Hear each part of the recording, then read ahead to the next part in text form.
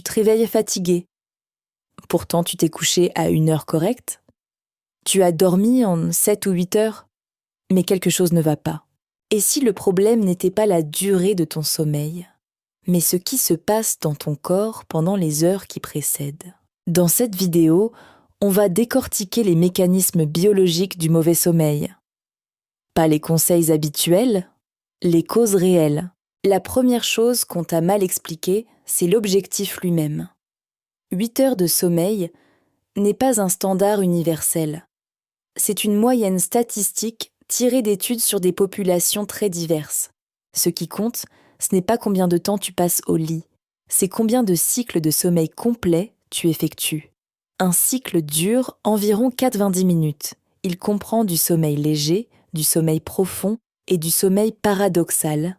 C'est le sommeil profond qui répare ton corps, c'est le sommeil paradoxal qui consolide ta mémoire et régule tes émotions.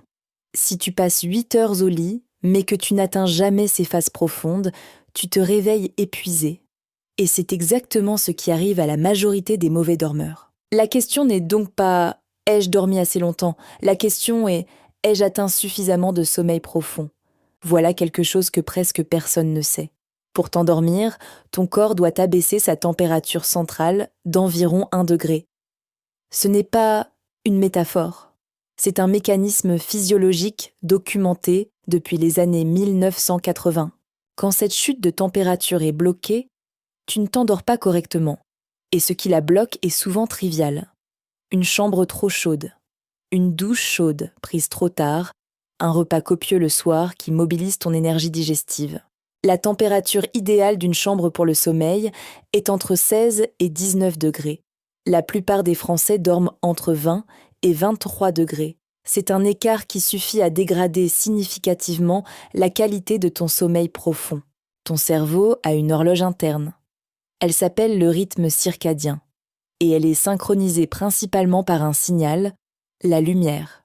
Quand la lumière du soir atteint ta rétine, ton cerveau reçoit un message simple.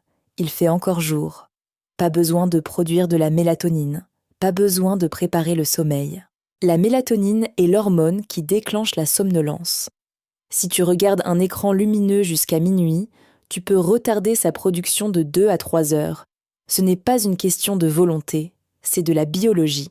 La lumière bleue des écrans est particulièrement problématique parce qu'elle correspond exactement à la longueur d'onde que ton cerveau associe au soleil de midi.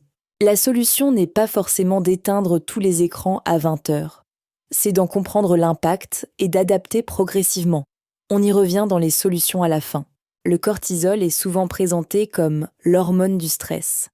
C'est réducteur. C'est avant tout une hormone de vigilance.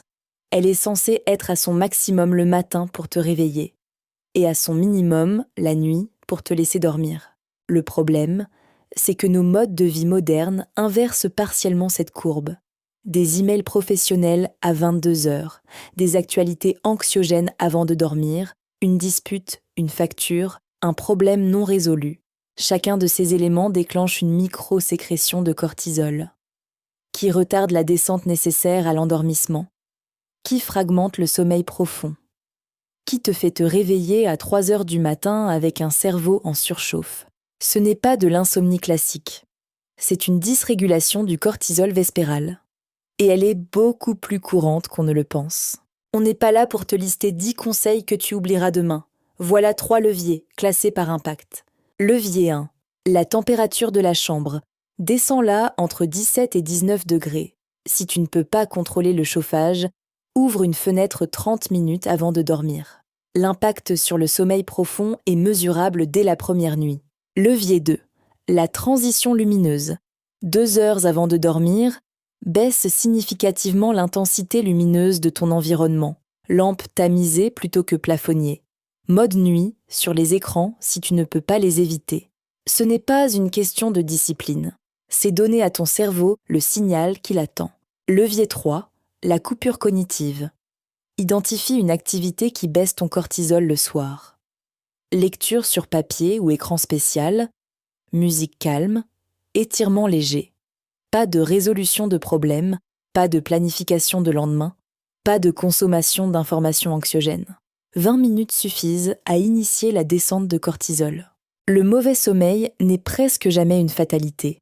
C'est le résultat de signaux biologiques perturbés par des habitudes modernes. La bonne nouvelle, c'est que ces signaux répondent très vite quand on les respecte. La semaine prochaine, on s'attaque au sucre, pas pour te dire d'en manger moins, pour te montrer exactement ce qu'il fait dans ton corps, et pourquoi le supprimer brutalement est souvent une erreur. Si cette vidéo t'a apporté quelque chose de concret, abonne-toi, on publie chaque semaine. Pas de hype, pas de produit miracle, juste la science, décryptée.